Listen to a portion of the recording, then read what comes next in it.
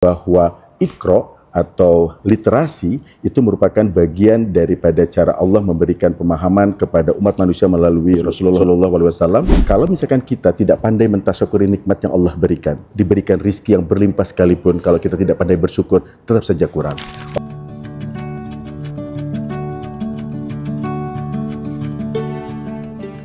A'udzubillahi minasyaitonirrajim. Bismillahirrahmanirrahim. Assalamualaikum warahmatullahi wabarakatuh. Subhanallah walhamdulillah wala ilaha illallah wallahu akbar. Rabbi syrah sodri wa yassiri amri wala uhdatan min lisani yafqahu qauli. Bapak dan Ibu serta sahabat-sahabat Mandala yang saya cintai, yang sama-sama dimuliakan oleh Allah Subhanahu wa taala.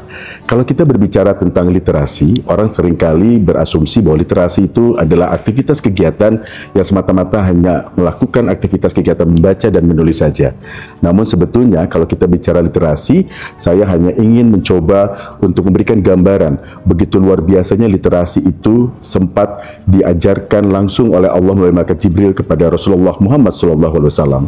1500 tahun yang lalu, di saat Rasulullah Muhammad SAW mendapatkan wahyu dari Allah melalui malaikat Jibril di Gua Hiro, di mana ayat yang pertama adalah Iqra. Padahal sesungguhnya Rasulullah itu adalah ummi, tidak bisa membaca dan tidak juga bisa menulis. Makanya pada saat wahyu itu diturunkan oleh Allah melalui malaikat Jibril, Rasulullah kembali bertanya kepada malaikat Jibril, "Ya Jibril, apakah betul perintah dari Allah itu aku untuk suruh membaca?" Jibril kembali mengatakan, "Iqra, Iqra, Iqra." Dan ternyata membaca di sini adalah membaca situasi dan kondisi. Hari ini kalau kita berbicara tentang konsep literasi, bahwa pada dasarnya peradaban masyarakat jahiliyah Mekah pada masa itu bukan semata-mata mereka adalah orang-orang yang bodoh, tapi justru mereka orang-orang yang cerdas. Tapi mereka cerdas dari sisi intelektualitas, tapi mereka sangat minim dan lemah dari sisi mentalitas dan spiritualitas, sehingga kepandaiannya bukan dimanfaatkan untuk memberikan kemaslahatan bagi banyak orang, tapi justru memberikan kemudorotan. Nah, lalu selanjutnya kalau kita bicara konteks masyarakat jahiliyah yang bodoh, itu biasanya bodoh itu identik dengan kemiskinan. Faktanya justru pada masa itu banyak sekali orang-orang Mekah yang jahiliyah yang memiliki harta yang berlimpah, tapi menjadi persoalan justru hartanya hanya dimanfaatkan untuk kepentingan dirinya saja dan justru merugikan kepentingan banyak orang. Sehingga di sini menunjukkan dan memberikan gambaran bahwa Iqra atau literasi itu merupakan bagian daripada cara Allah memberikan pemahaman kepada umat manusia melalui Rasulullah SAW, bahwa marilah hari ini, tepatnya juga di bulan suci Ramadan, bahwa kesolehan personal itu baik adanya, tapi tentunya kesolehan personal apabila tidak dibarengi dengan kesolehan sosial, maka boleh jadi kita tidak akan bisa memberikan dampak apapun kepada masyarakat. Oleh karena itu, khairun nas anfa'uhum linnas, sesungguhnya manusia yang baik atau manusia yang sempurna itu adalah manusia yang mampu menebar manfaat kebajikan kebaikan buat banyak orang. Kadang-kadang kalau kita bicara tentang konteks bahagia, banyak orang yang tidak bahagia karena ternyata mereka menetapkan standar bahagia menggunakan standar bahagia orang lain. Marilah hari ini kita mencoba untuk senantiasa menetapkan standar bahagia itu berdasarkan standar bahagia kita sendiri. Itu adalah konteks bagaimana kita menjadi pribadi yang senantiasa mudah untuk bisa memahami arti penting dari tasyakur bin nikmah. Karena kalau misalkan kita tidak pandai mentasyukuri nikmat yang Allah berikan, diberikan rizki yang berlimpah sekalipun, kalau kita tidak pandai bersyukur, tetap saja kurang.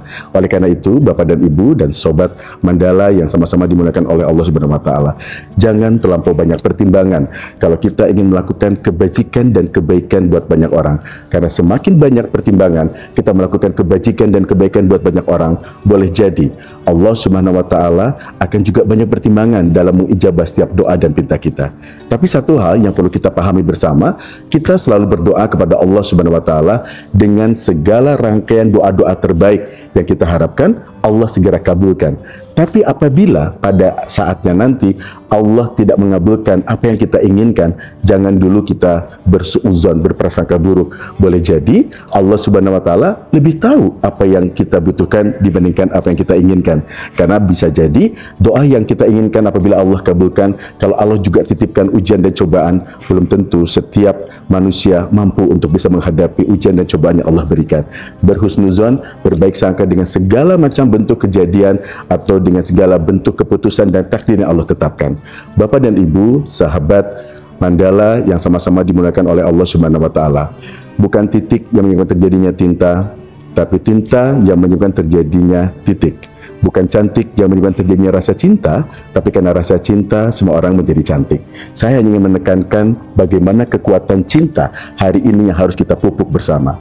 Apabila kita mencintai diri kita sendiri, maka kita akan senantiasa berupaya untuk menjaga harkat dan martabat kita tetap terhormat. Begitu pula apabila kita sudah mencintai diri kita sendiri, maka kita akan mencintai orang tua kita, keluarga kita, lingkungan masyarakat kita, lebih besar lagi negara dan bangsa, serta agama yang sama-sama kita yakini. Bapak dan Ibu, satu hal bahwa hari ini bangsa ini sedang membutuhkan banyak cinta. Marilah tebar cinta dengan segala macam bentuk inovasi, kreativitas Bapak dan Ibu untuk membagi cinta kepada seluruh masyarakat.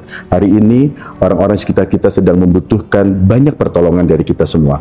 Mudah-mudahan Bapak dan Ibu, para Sobat Mandala juga bersepakat bahwa orang yang mulia, orang yang keren, orang yang hebat itu bukan orang yang tinggi pangkat jabatan serta kedudukannya, tapi orang yang senantiasa mampu memberikan manfaat kebajikan kebaikan sekalipun tidak besar, sekalipun kecil, tapi yang paling terpenting bermakna dan betul-betul didasarkan oleh ketulusan dan keikhlasan. Oleh karena itu, mudah-mudahan saja di bulan suci Ramadan yang sama-sama kita sangat tunggu dan sangat nantikan, kita mendapatkan kesempatan untuk terus meningkatkan iman dan takwa kita.